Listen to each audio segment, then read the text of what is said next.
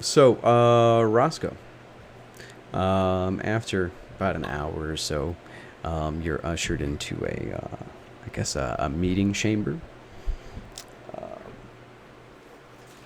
And the chamber has got like this luxurious, like, red and gold carpet on the floor, and like all these gold candle stands, and very, very richly decorated. It's got like stained glass windows and stuff. There are, you can count at least a dozen armed guards lining both the sides of the chamber, the entry, as well as on either side of the I guess the representative of the House of Sim that you are here to meet. She introduces herself. She's wearing like a black, just like an older lady, um, late middle aged. She's got mostly black hair, but it's got some white streaks in it. It's up in like two kind of like buns on top of her head. She's Human? wearing. I'm sorry. Human? Yes. Oh, She is wearing black lace, sort of like evening gown. She's got like a navy blue, sort of like a corset type, deal underneath it. And she is on either side of her. In addition to her armed guards, there are two dwarves. They both have bald hair, or they both have a bald, shiny head, and thick blonde beards. Um, they give me a perception check. mm.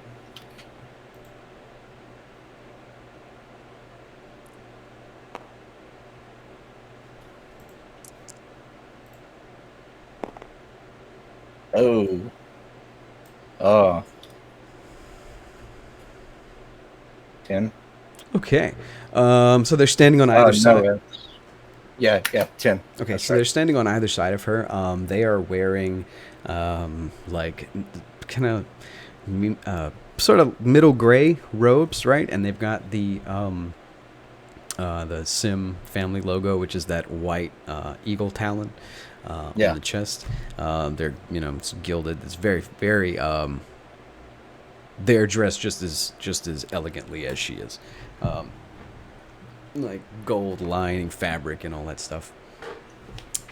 Their heads are shiny as hell, and they stand on either side of a long table that stands between you and the woman who introduces herself as Cordelia. Cordelia Sim. She says, "Please have a seat," and she motions to the chair on the other side of the table from her. okay. Good morning, madam. Um, what a beautiful home you have in this quaint little city. I'm I'm sure I misled you when I mentioned the inheritance and the estate. My lord has no interest in the inheritance in the estate per se. He wishes to know what happened to his father. And there is perhaps one bit of artifact that would be of interest to my lord. She inhales sharply, and sort of glares at you very flatly, with expressionless, like crystal blue eyes. And she holds her hand out. She says, "May I?" gesturing to the uh, work of Of forgery course, in your hand. of course. And she takes it over, and she takes it in her hand, and she reads it over. She looks at it, and she looks back and forth between the two of you, or between you and the document. Um, and the two dwarves that are on either side of where she's sitting, they sort of crowd in over her shoulder, and they are all examining it.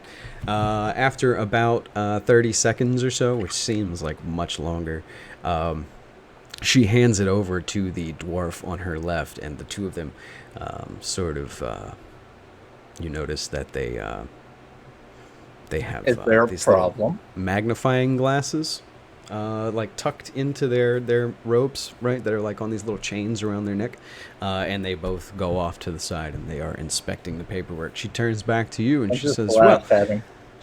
we must Go ahead, verify inspect it, sir. the validity of such a Of course, of course. astounding claim." And she says, "Please tell me about your master." Oh, by the way, what did Oh. you roll on the forgery paperwork?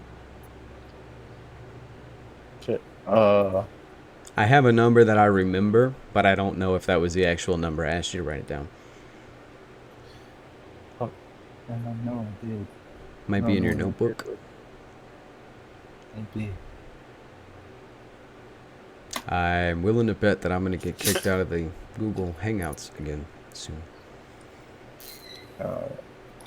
Well, maybe you'll learn your lesson this time. Right? No, I did not write it down in the notebook. Is it in your notes in tabletop? No. Fuck. It was pretty good, if I can remember correctly. Seems like I recall a 17. Yeah, that sounds right. Yeah, that does sound the ballpark.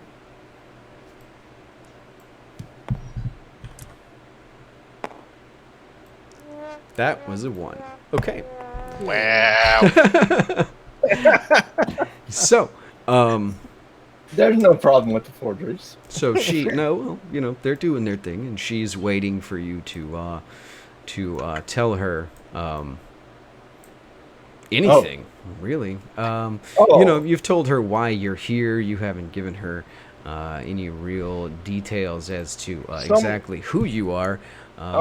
You've sort of told her what information you want, but you haven't levied I am any. a messenger. I'm a messenger sent from the house of the Iron Lord, and my lord Oki Bob is the grandson of the Iron Lord, the son of your lord Akko Bill, who was married to the Iron Lord's daughter some years ago after a long crusade that he was on, and then he was supposed to return here and establish some kind of allegiance between the two kingdoms, but we never heard from him again until now, and he is dead. And this has been years since he has come back here, so we wish to know what happened to him, what's become of him. So as you're speaking, she We've heard some crazy rumors. she sort of does this whole steeples her fingers thing while you're talking, and continues to just kind of stare you down. And her dwarven compatriots are her appraisers, are really what they are. They bring her back the documents and they whisper into her ear, and she sort of whispers back, and they have a short conversation.